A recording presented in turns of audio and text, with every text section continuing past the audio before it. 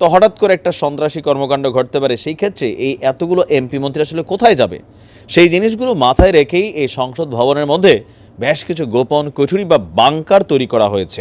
আসসালামু আলাইকুম। ভিডিওটা সবাই সর্বোচ্চ শেয়ার করে ছড়িয়ে দিন।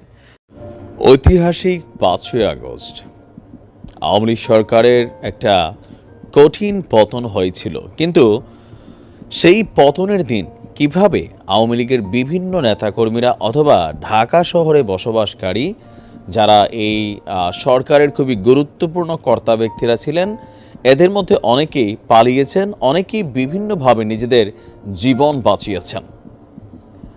আজকে আমরা আপনাদেরকে জানাবো যে কিভাবে 5ই আগস্ট 12.5 ঘন্টা সংসদ ভবনের বাংকারে আত্মগোপন করেছিলেন আমাদের বেশ কয়েকজন এই আওয়ামী লীগ সরকারের ঊর্ধ্বতন বা গুরুত্বপূর্ণ মানুষ।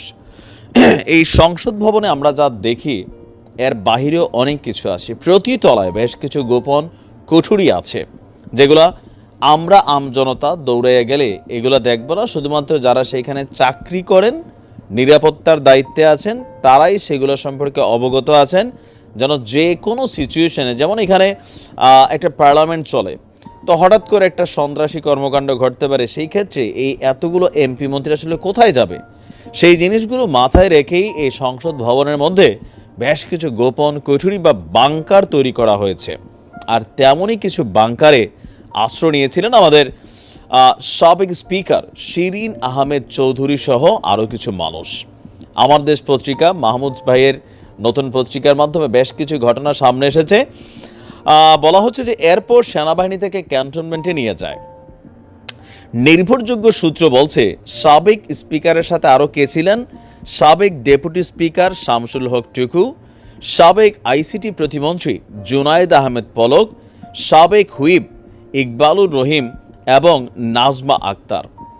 যখন সংসদ ভবনের ভেতরে লাখো লাখো ছাত্র জনতা ঢুকে যায়, তখন প্রতিটি মুহূর্তই এক অজানা ভয়ে সেই বাংকারে কাটছিল আমাদের এই নেতাদের।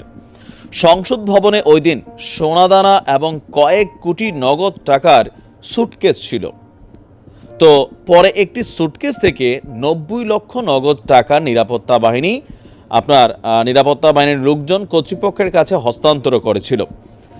সংসদ ভবনে সেদিন হঠাৎ করেই লাখো জনতার দখল চলে গিয়েছিল, আর তা দল বেঁধে ঢুকে পড়েছিলেন সংসদ ভবনের অভ্যন্তরে। মূল অ্যাসেম্বলি কক্ষে ঢুকে এমপিদের নির্ধারিত আসনে বসেছেন, কেউ বা বসেছিলেন স্পিকারের আসনে কিংবা গ্যালারিতে।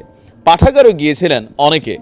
সংসদ প্লাজা, করিডোর, স্পিকারের কক্ষ, সংসদ নেতা, বিরোধী দলীয় নেতা, সব কক্ষই ছিল জনতার দখলে। কিন্তু তারা কোথায় ছিল? অনুসন্ধান বলছে বেলা আনুমানিক 2:31 এসএসএফ সদস্যরা 7টি গাড়ি নিয়ে সংসদ ভবনে প্রবেশ করেন।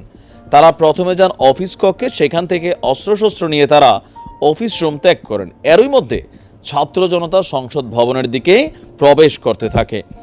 স্পিকার ছিলেন তখন তার আবাসিক বাংলোতে। কর্মকর্তারা তার নিরাপত্তা নিয়ে উদ্বিগ্ন ছিলেন। ছাত্র জনতা টের পেলে আস্ত রাখবে না, এই ভেবে কর্মকর্তারা তাকে নিয়ে আসেন সংসদ ভবনে। কারণ এই ভবনে অসংখ্য গোপন কক্ষ রয়েছে, নিচেই রয়েছে বাংকার। এর পরবর্তী সময়ে সংসদ ভবনে অভিযান হইলে এই বাংকার টাঙ্কার হয়তো পোলাপাইন খুঁজবে। তো বলা হচ্ছে যে বেলা 3টার দিকে ডেপুটি স্পিকার সহ অন্যান্যদেরকেও সেখানে নিয়ে আসা হয়। প্রথমে নিয়ে রাখা হয় বাংকারে, কিন্তু সেখানে থাকা অসম্ভব হয়ে পড়েছিল। কর্মকর্তারা ঠিক করলেন 6 তলার আরেকটি গোপন কক্ষে তাদের নেওয়া হবে, কারণ সেই কক্ষ খুঁজে পাওয়া যে কারোর জন্যই কঠিন। কক্ষটি অনেকটা নিরাপদ। এরই মধ্যে লাখো লাখো জনতা সংসদ ভবন অভিমুখে আসতে থাকলে 2:50 সেনাবাহিনী, এসএসএফ, বিজিবি, র্যাব কর্মকর্তা এবং অন্যান্য ফোর্স সংসদ ভবন ত্যাগ করে। ছাত্র জনতার দখলে চলে যায় সংসদ ভবন। বেলা 3:23 সংসদ ভবনের সব গেট ভেঙে ছাত্ররা ভিতরে ঢুকে। তো বলা হচ্ছে যে লম্বা একটা সময় সেখান থেকে মানুষ অবস্থান করে যখন আস্তে আস্তে সরতে থাকে, ধীরে ধীরে পরিস্থিতি কিছুটা শান্ত হয়ে আসে, রাত বাড়তে থাকে।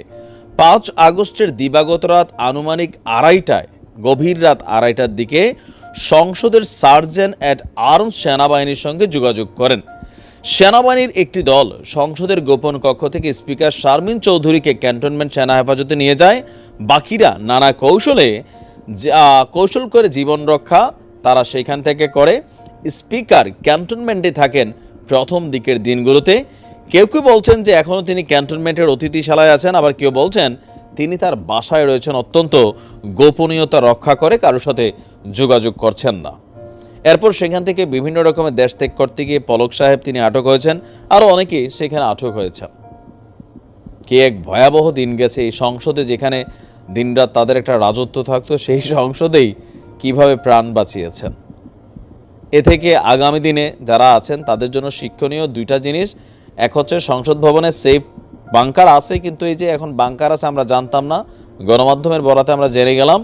পরবর্তী সময় এমন কিছু হলে তখন মানুষ হতে বাংকারগুলা খোঁজ করবে, যেমন এইখানে লুকাই আছে কিছু। ভালো থাকুন, আসসালামু আলাইকুম।